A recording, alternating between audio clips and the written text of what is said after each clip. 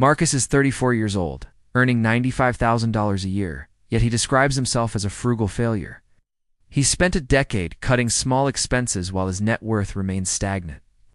He buys generic brands and drives an 11-year-old sedan, but the math he was promised isn't manifesting. It's a sense of quiet desperation. At channel_name, we look past the slogans to find the data that actually shapes the next 20 years of your money. Marcus's problem isn't discipline, it's a failure of structure. Recent data shows the average salary needed to live comfortably in the U.S. has hit $96,500. Marcus is earning just under that benchmark, living in a high-cost urban center. The structural math is rigged against him. The most critical metric he has ignored is the fixed cost ratio. Most people obsess over line-item expenses like Netflix or groceries, but 90% of financial success comes from managing 5 or 6 big wins. The fixed cost ratio is the percentage of your take-home pay dedicated to non-negotiables like housing, utilities, and debt. The target for a healthy financial life is 50 to 60%. In the current economic climate, many residents in major metros see their fixed costs climb towards 75%. This is the house poor trap. When structural overhead is that high, you have no margin for error or wealth. If Marcus spends 72% on his apartment and car, coupon clipping won't bridge the gap. We performed a 10-minute audit on Marcus's life, tallying his rent, his insurance, and his car payment. We then factored in the phantom costs of his lifestyle. Most people ignore the total cost of ownership. In the top metros, the true cost of owning a home is now higher than renting and investing the difference. Marcus saw his rent as a problem to solve by eating less, rather than a structural weight to shed. He was fighting the wrong battle. Marcus isn't failing at budgeting. He is failing at the fixed cost ratio. He is optimizing for a feeling of frugality, while overhead incinerates his ability to build wealth. He's stuck on the starter floor. To move beyond this, he must understand that wealth isn't built in the grocery aisle. Real wealth is built in the structural choices that govern your largest checks. If he remains at this high overhead threshold, his financial engine will never generate the torque required to reach the next level. Marcus's financial anxiety didn't stop at his rent check. He assumed his retirement account was safe because it was professionally managed. He was paying a 1.5% all-in fee for active mutual funds. To Marcus, it sounded like a small price for peace of mind. Here on the channel, we call this the silent killer. It's never explicitly billed, simply harvested from your future wealth.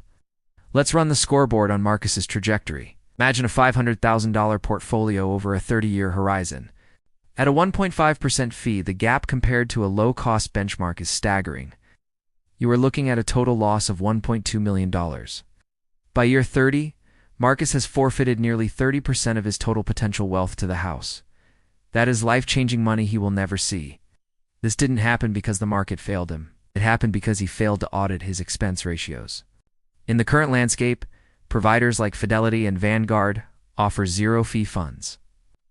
There's no mathematical reason to pay more than 0.05% for a diversified portfolio.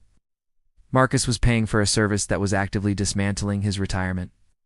He was also caught in the amateur's trap of return chasing. Spent hours every week researching strategies to beat the S&P 500, hoping to jump from an 8% return to 10%. We introduced him to the Inflection Rule. For the first 15 years of your career, your savings rate is your most powerful predictor of wealth. Right now, Marcus is in the inflection band, with assets between $50,000 and $100,000. At this rung, your paycheck does the heavy lifting. If Marcus increases his savings rate from 5 to 15%, it has a massive impact. It's far more effective than trying to outperform the market by 2%. Increasing the volume of your contributions is the only way to escape the starter floor. Amateurs focus on the harvest. Masters focus on the seeds. Marcus was trying to optimize for a high return while paying massive fees on a low savings rate. He was running a marathon with a weighted vest. It doesn't matter how fast you run if your shoes are tied together. That is the part the marketing slogans always hide. Marcus felt like he was doing the right thing by hiring a pro.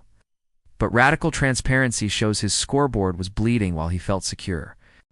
Data from the 2024 Federal Reserve shows that those who reached the catch-fire threshold prioritized low-cost automation.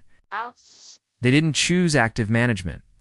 Marcus's portfolio growth was just statistical noise compared to the damage of his fees and low savings. At this stage, high fees act as a mathematical anchor. We aren't saying professional help is always wrong.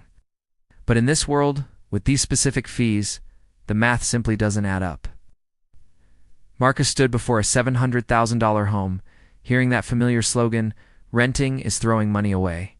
But the 2024 scoreboard tells a different story. Beyond the monthly mortgage, there are phantom costs the bank never discusses in the glossy brochure.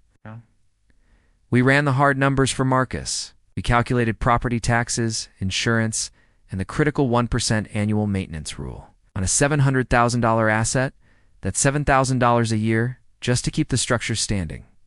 Currently, mortgage payments are consuming 38% of typical family income. This is a devastating rise from the historical 28% benchmark. In all 100 most populous U.S. metros, the true cost of owning is currently higher than renting. That's once you factor in maintenance and taxes. In major tech hubs like San Jose or Seattle, the math has flipped entirely. The gap between a monthly mortgage and a rental payment is now over $3,000. By staying in a rental and investing that $3,000 spread into zero-fee index funds, Marcus mathematically outpaces home equity growth. He does this without the anchor of a 30-year liability.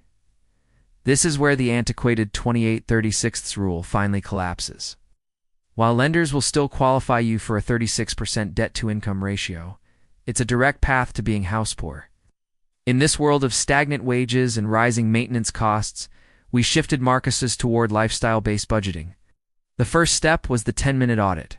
We calculated his fixed cost ratio by dividing his total monthly bills, rent, car payments, insurance, and debt by his net take-home pay. If this number exceeds 60%, you have a big win problem that a budget app cannot fix. Step 2. Log into your 401k or IRA right now. If any fund has a fee greater than 0.5%, swap it for a low-cost index fund immediately. This is how you move the needle. Marcus's objective is to pin his fixed costs at 50% and automate his savings at 20% of his gross. Once those numbers are locked, we introduce guilt-free spending. This is the 20 to 35% of take-home pay that he can spend on anything with zero remorse. The future growth is already automated. This prevents frugality, fatigue. Radical transparency requires admitting that the math only works if you stop optimizing for a feeling and start optimizing for the spreadsheet. Marcus finally recognized that his financial anxiety wasn't a lack of character. It was a lack of data. He had been obsessing over $5 lattes while ignoring a $1.2 million fee leak. He almost fell for a housing market that would have consumed nearly 40% of his gross income. We are not saying Marcus is wrong for wanting a backyard. But in this universe, with these specific phantom costs, renting and automating is his only path to the catch-fire threshold. If you are ready to audit your own big wins, the spreadsheet is waiting. We run the numbers on the decisions that actually shape the next 20 years of your money. Take control of the variables that move the needle and ignore lattes.